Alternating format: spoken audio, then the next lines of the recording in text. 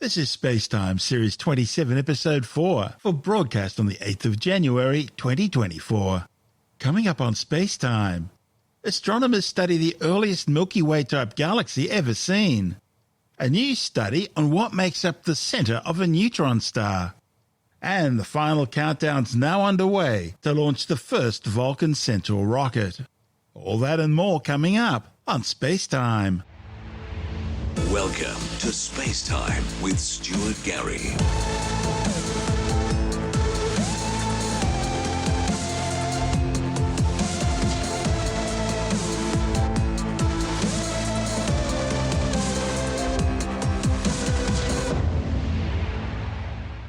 A new snapshot of an ancient far-off galaxy could help scientists better understand the origins of our own galaxy, the Milky Way.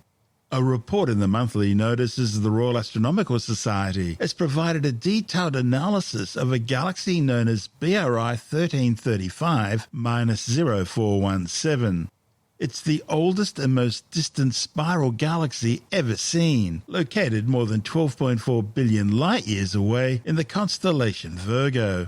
The new observations using ALMA, the Atacama Millimeter-Submillimeter Array Radio Telescope in Chile, have allowed the authors to undertake a closer look at this ancient galaxy in far greater detail. The study's lead author, Dr. Takafumi Tsukui from the Australian National University, says he was especially interested in how gas was moving into and throughout the galaxy.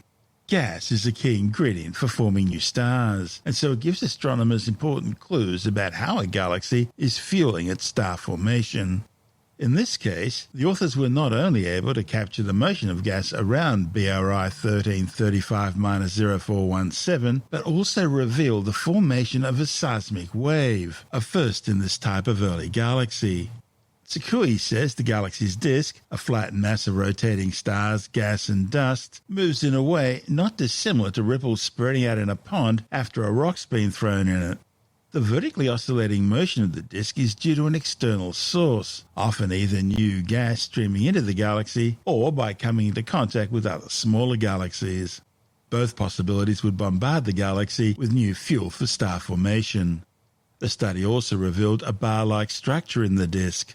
Galactic bars can disrupt gas, transporting it towards the galaxy's centre. The bar discovered in BRI 1335-0417 is the most distant known structure of this kind. Together, these results are showing the dynamic growth of a young galaxy. Because BRI 1335-0417 is so far away, it takes its light a long time to reach the Earth. The images of the galaxy seen through telescopes in the present day are actually a throwback to the galaxy's early days, when the universe was just 10% of its current age. Interestingly, early galaxies have been found to form stars at a much faster rate than modern galaxies. Our Milky Way, for example, only produces one solar mass worth of stars every Earth year. And this is also true for BRI 1335-0417, which, despite having a similar mass to our Milky Way galaxy, forms new stars at a rate hundreds of times faster. So the authors wanted to find out exactly how gas is supplied to keep up with this rapid rate of star formation. But spiral structures are rare in the early universe, and exactly how they form also remains unknown. But the study is providing some crucial information which will allow scientists to try and develop new hypotheses to try and find the most likely scenarios. Tsukui says, while it's impossible to observe the galaxy's evolution directly, these observations provide a snapshot, allowing computer simulations to help piece the story together. This galaxy is special because it forms a star at exceptionally high rate, a few hundred times faster than our Milky Way galaxy, and we are really curious what makes the galaxy form stars at initial rate and how the gas ingredient of star is flowed into the galaxy. So that's why we looked at the gas motions in the galaxies, how gas is supplied and why star forms at this very high rate. When one looks back 12 billion years to such an early time in the history of the universe, you're right at the height of the stelliferous epoch when a lot of star formation was going on. Is that because the universe was a smaller place and things were closer together? Yeah, the universe was small, so I think the gas is more denser. Yeah. But I think, more violent. Gas is supplied to the galaxy at higher rate, and probably that makes the galaxy more active, forming stars. Would it have been easier to form molecular gas, which is needed for star formation, in that sort of an environment? Yeah, exactly. We think so for star formation to happen, some sort of compression of gas, additional compression of gas may be required, and what we observed, the seismic ripple propagating the disk, maybe I can explain later, may be important for forming stars in this galaxy, just like the maypole dance, where people dance around the pole and not just revolving, but also going in and going out, making the compression in the local region. So maybe the same things happen in the disk. Some region compressed by this wave for the stars to form. What we obtained is the gas velocity field in the line of sight. So we see the spiral arm in this galaxy, but how exactly how the spiral arm is exactly formed is still a mystery. We are not 100% sure, but for this galaxy, we think perturbations like gas actively falling into the disk and smaller galaxy coming into contact with the disk, and then the disk is perturbed and the density waves formed, creating the spiral-like pattern in this galaxy. Is that what's responsible for the seismic wave forming that you saw? Yeah. As you know, the materials tend to revolve around the center of galaxies, and since we can measure the velocity of the gas at different regions of the galaxy, we subtract this large-scale rotation motion to study more fine-scale gas motion hidden in the strong rotational motion. And we see clear, coherent pattern. The galaxy is not just quietly rotating, but the disk is oscillating, like the ripple propagates as the stone being thrown in the pond. So the motion is like vertically oscillating, vertical direction to the disk, and synchronized motion. So if you see the disk from the edge on, the disk looks like U-shaped, the saddle-like shape, and bending, the oscillating vertically. Is that what we're seeing with our own galaxy, where the sun isn't just going around the galactic center, but it's also oscillating up and down through the disk as well as it moves? Yeah. So same thing. It's similar thing. Yeah. Around the rotating orbit, the sun oscillates up and down and in and out. And in Milky Way, a similar synchronized motion. Ensemble moves upward and downward. We saw similar phenomena in very high redshift galaxy at early universe. When you look at these high redshift galaxies, were there a lot of spiral galaxies there or not? Actually, the spiral structure becomes rarer and rarer at a higher redshift earlier universe. And we need to study galaxy with different epoch, different mass, different environment. Different mass galaxy may be different mechanism to form spiral galaxies. But this galaxy is very rare at this epoch. This is very rare example, very unique galaxies. So that may give us clue how the galaxy form, how the spiral structure form, as a very early example. Have you had a chance to compare the results you've had with the early epoch galaxies you've looked at compared to what the Webb Space Telescope has seen of early epoch galaxies? This galaxy to be observed with James Webb Telescope, so I really look forward to the image to be taken. It's on the list. Okay. And JWST will provide stellar image, not gas image. So it will provide complete view with the ALMA study. It's amazing we can do that now, isn't it? Yeah. We don't know. We can't expect maybe stellar distribution is pretty much different from the gas, or stellar structure also show beautiful spiral arms. It's very interesting. We have moved away from individual wavelength observations where optical astronomy and radio astronomy were completely different fields almost. Now it's all coming together. And we've got gravitational waves as well, although they can't see that far back in space-time. But all these multi-wavelength fields are starting to come together now, which has got to be a huge boom for research into astronomy. Yeah, exactly. Yeah, we are living in very lucky era. Yeah. You mentioned that you're looking forward to the James Webb images to complement the ALMA images. What about the future? Yeah. What's the sort of research you want to do next? Yeah, so basically countless number of galaxies are out there. So when we study the gum tree in forest, in whatever detail, we cannot understand eucalyptus tree. So to understand the entire ecosystem and dynamics of the entire forest, we need to look at the ensemble trees in the forest. Similarly, so look at the many more galaxies across the different epoch of the universe, different mass and environment to see if this kind of phenomenon is ubiquitous or how it's formed. And I think Australian researcher is in prime better position to do this because we led a unique large survey project called Magpie. The project looked at not that far from what we have done, but a moderately distant universe, bridging the far distant and today's universe, providing the detailed look of galaxies' shape and movement, and to provide complete picture of how galaxies shaped and evolved. And also, probably, for current observation, we can only get the snapshot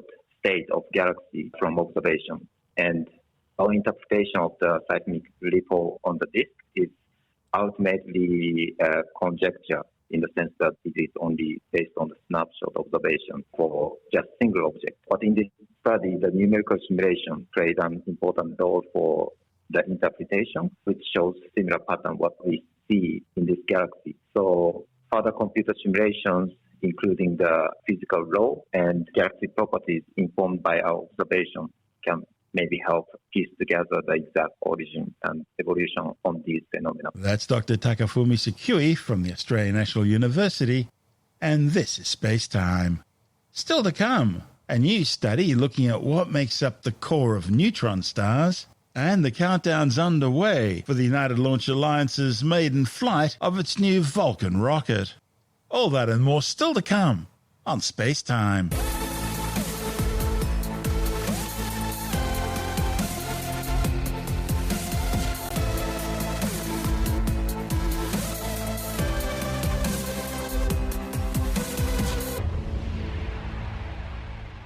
A new theoretical analysis is showing further support for the hypothesis that the cores of neutron stars, among the most exotic objects in the universe, are composed primarily of deconfined quark matter. A report in the journal Nature Communications places the likelihood of a quark matter core in a neutron star at between 80 and 90%. Scientists reached their conclusions through massive supercomputer runs utilizing Bayesian statistical interference. Other than black holes, neutron star cores contain matter at the highest possible densities which can be reached in our universe. Think of something twice the mass of our Sun compressed into a sphere just 25 kilometers in diameter.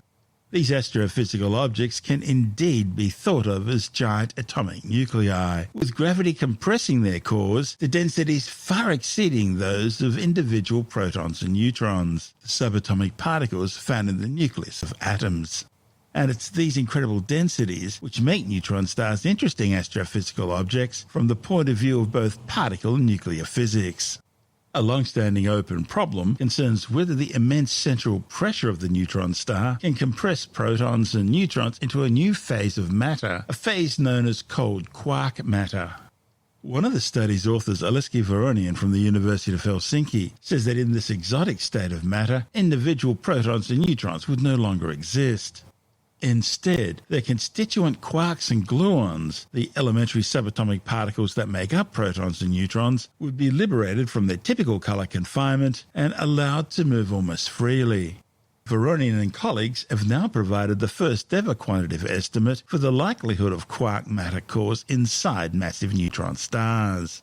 They've shown that based on current astrophysical observations, quark matter is almost inevitable in the most common massive neutron stars.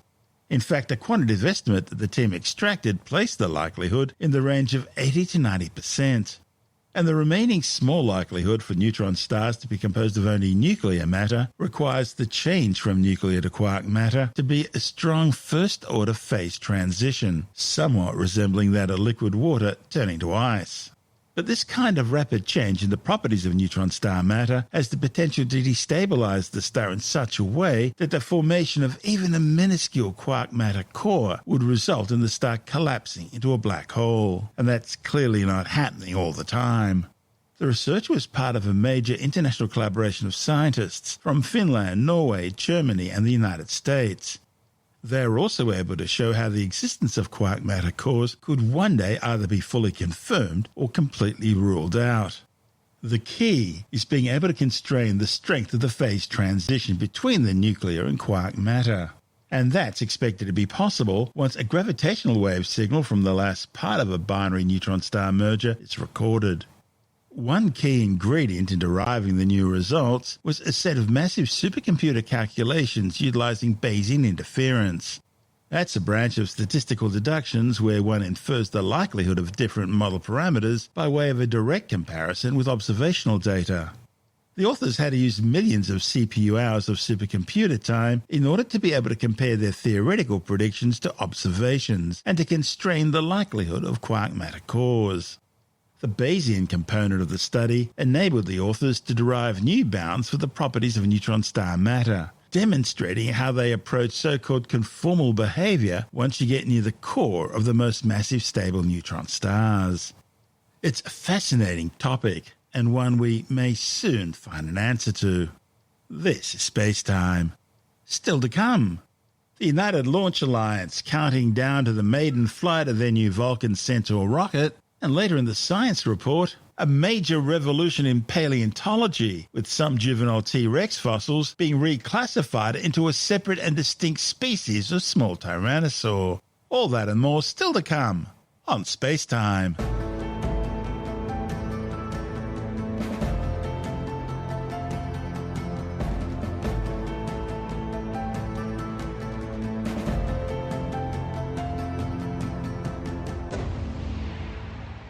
Well, if all goes according to plan, by the time you hear this show, the United Launch Alliance will be in final countdown for the maiden flight of its new Vulcan Centaur rocket.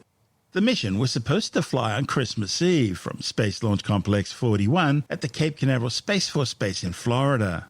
But it was delayed due to last-minute technical issues with ground equipment during a recent pre-launch wet dress rehearsal test run.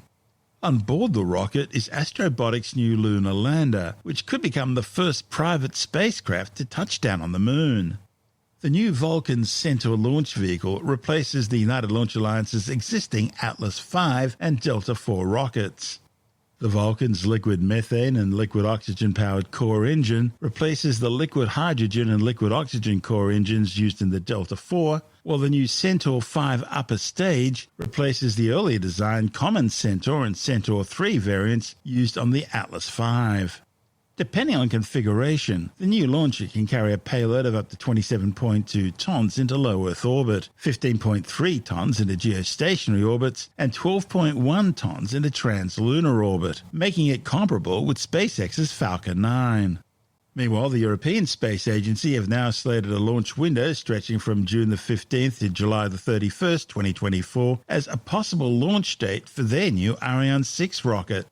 ESA's new launch vehicle replaces the Ariane 5, but has been plagued with 4 years of delays due to both technical issues and the pandemic. Needless to say, we'll keep you informed with the launches of both vehicles. This is SpaceTime.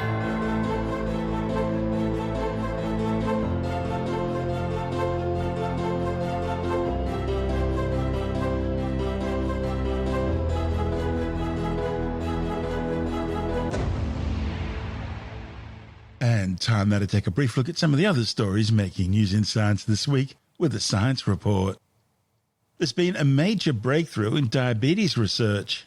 Australian researchers are zeroing in on the ultimate quest to regenerate insulin in pancreatic stem cells and replace the need for regular insulin injections. Researchers with the Baker Heart and Diabetes Institute have demonstrated that newly made insulin cells can respond to glucose and produce insulin in just 48 hours following stimulation with 2 US FDA-approved drugs. A report in the journal Signal Transduction and Targeted Therapy confirmed the pathway is viable in age groups from 7 to 61, providing crucial insights into the mechanisms underlying the regeneration of beta cells. Well, it looks like paleontologists have finally settled a long-running debate by reclassifying what were previously thought to be juvenile Tyrannosaurus rex fossils into a separate and distinct species of small tyrannosaur. A report in the journal Fossil Studies shows that the new analysis of fossils believed to be juvenile T-Rexes now shows that they were actually adults of a smaller tyrannosaur with narrower jaws, longer legs, and bigger arms than T-Rex. The new species, Nanotyrannosaurus, was first named decades ago, but later reinterpreted as simply a younger version of T-Rex. The first skull of Nanotyrannosaurus was found in Montana back in 1942. But for decades, paleontologists have gone back and forth on whether it's actually a separate species or simply a juvenile version of the much larger T-Rex. However, the latest reanalysis of fossils looked at growth rings in Nanotyrannosaurus bones, which confirmed once and for all they became more closely packed together on the outside of the bone. This means the growth was slowing down, and that suggested these animals were already at or near their full size, and not growing fast as juveniles normally do. Modelling the growth of the fossils showed that the animals would have reached a maximum of around 900 to 1,500 kilograms and roughly 5 meters in length. That's about 15% the size of a full-grown T-Rex, which grew to over 8,000 kilograms and more than 9 meters long. A new study claims that people may enjoy the thrills of horror movies and violent video games because they counterintuitively make you feel less anxious and stressed rather than more, owing to the brain's curious nature.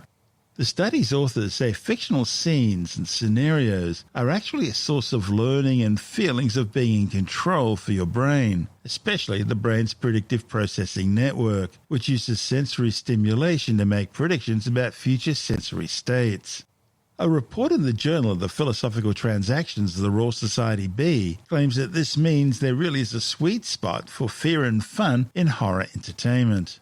But the authors stress this doesn't mean your engagement with frightening media can never take a more morbid turn, with curiosity driven by expectations of horrible outcomes rather than curiosity alone. Skeptics have raised the rather pesky point of the contradiction between what ghosts are supposed to be capable of doing and what physics says is actually possible.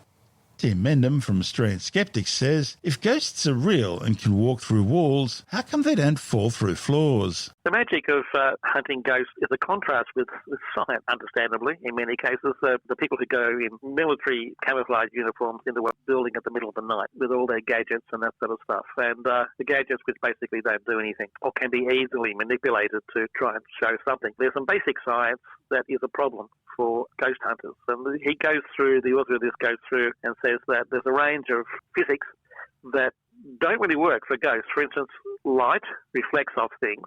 If a ghost is an incorporeal thing that's not really there, how can it reflect? How can you see it? How can it reflect light? The same for if it's an incorporeal. It reflects off the sheet, doesn't it? The Yes, reflects off the sheet with little holes in them for your eyes. That's the for one. the ghost eyes. You apparently can't see through a sheet, but can walk through a wall. So then the same for sound. How can an incorporeal being make noises? Like you always hear, you can hear footsteps in the floor above, or that sort of thing, or thump, thump, thump, whatever. And you think this thing doesn't have a body. How is it going to make a noise? It can't physically bang something.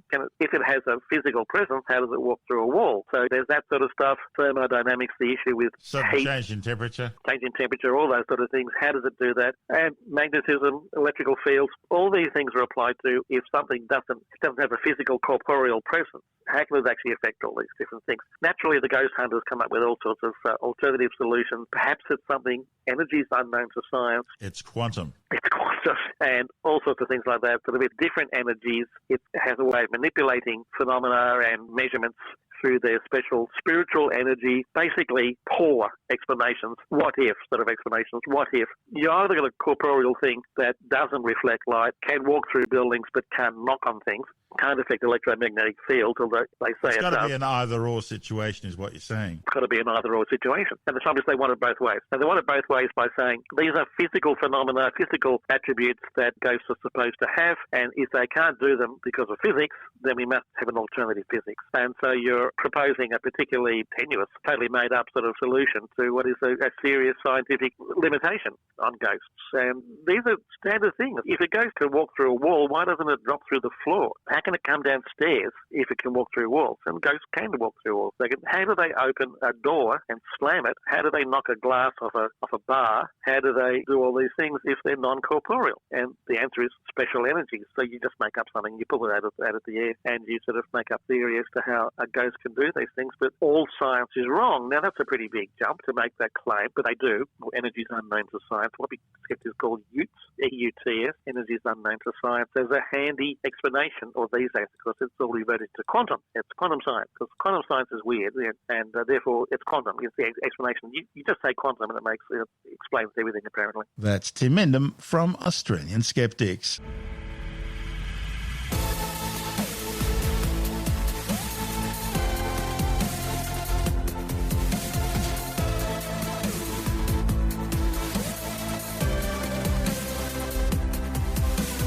And that's the show for now. SpaceTime is available every Monday, Wednesday and Friday through Apple Podcasts, iTunes, Stitcher, Google Podcast, Pocket Casts, Spotify, Acast, Amazon Music, Bytes.com, SoundCloud, YouTube, your favourite podcast download provider, and from spacetimewithstuartgary.com.